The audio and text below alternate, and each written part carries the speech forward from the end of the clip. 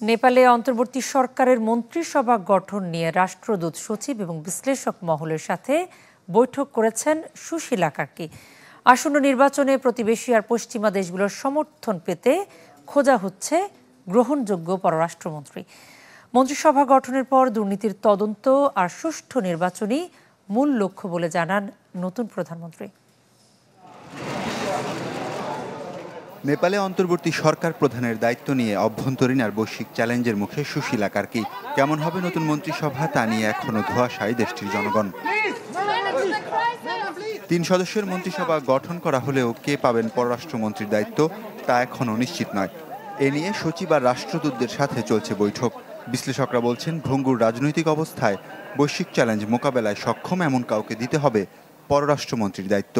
কেননা আসন্ন নির্বাচন বিশ্বাসযোগ্য করে তুলতে প্রয়োজন হবে ভারত চীনের মতো প্রতিবেশী সহ পশ্চিমা সমর্থন।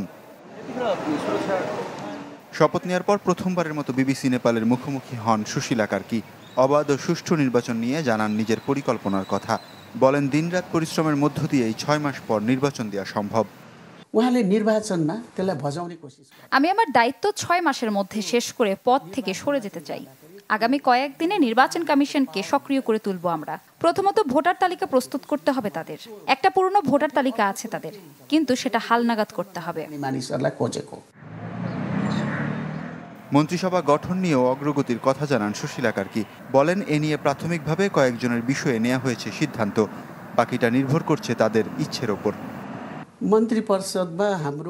প্রথমে আমরা 10 থেকে 11 জন সদস্যের একটি মন্ত্রিসভা গড়ব, যা খুব দ্রুতই জনগণের সামনে প্রকাশ করা হবে।